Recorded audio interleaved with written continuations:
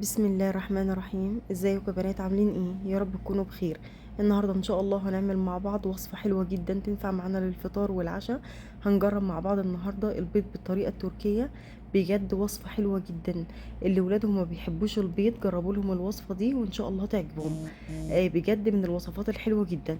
معايا هنا 4 حبات من البيض، تقدروا تستخدموا كميه البيض اللي انتوا عايزينها، اكتر من 4 اقل من 4 براحتكم. هنسلقهم، حطيت ميه، الميه ما تكونش مغطيه البيض للاخر، وحطيت معاهم معلقه من الملح.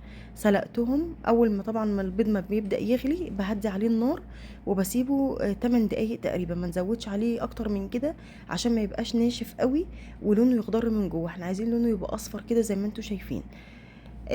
سلقته، وبعد ما سلقته قشرته، وهبدا بقى اقطعه كده، كل بيضه كده هقطعها نصين بالشكل اللي انتوا شايفينه ده. وده كده خلاص شكله هيكون كده جاهز معايا. نبدأ بقى نحضر معانا الوصفة بتاعتنا. هجيب الطاسة او الحلة بتاعتنا، هحط معاها مكعب من السمنة البلدي ومعلقة من الزيت. عايزين تستخدموا زبدة او سمنة، اللي موجود متوفر عندكم تقدروا تستخدموه. هنسيبهم كده يسخنوا شوية، وبعدين هكون مجهزة معايا بصلاية صغيرة خالص مقطعاها قطع صغيرة بالشكل ده. عايزين تبشروها او تقطعوها مكعبات صغيرة اكتر من كده برضو براحتكم. هنشوحها كده دقيقتين 3 لحد بس ما البصلة تدبل معايا وتاخد لون اصفر فاتح بالشكل ده.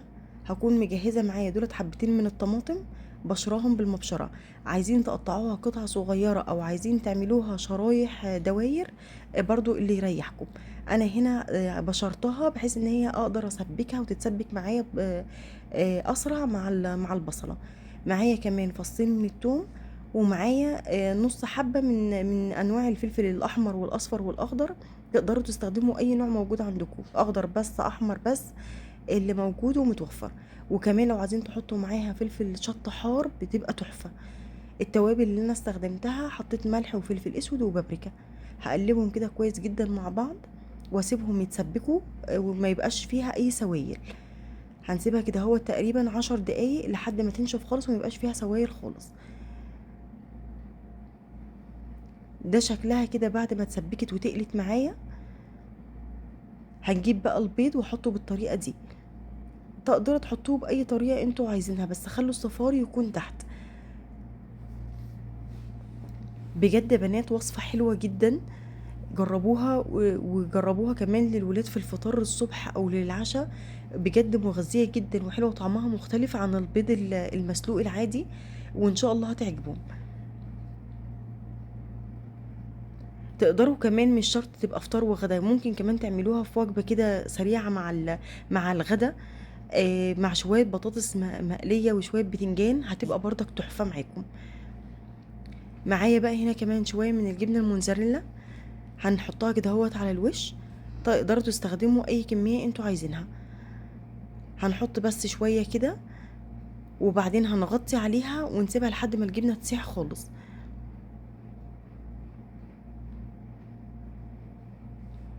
دقيقتين 3 برضو هتلاقوا الجبنة ساحت، مش هتاخد وقت خالص. وفي الاخر هحط رشة صغيرة من الفلفل الاسود والبابريكا. عايزين تحطوا كمان معاها رشة من البقدونس او الكزبرة الخضراء، برضك بتبقى طعمها حلو جدا. عايزين ترشوا شوية من الشطة لو بتحبوا الحاجات المشطشطة والحامية، بس انا ما حطيتش طبعا حامي لان انا عندي ولاد صغيرين، فعملتها لهم وعجبتهم. وكده خلاص انا اكون وصلت معاكم لنهاية الفيديو. جربوها وان شاء الله تعجبكم، وقولوا لي رأيكم فيها في الكومنتات. وبإذن الله أشوفكم في فيديو جديد ووصفة جديدة.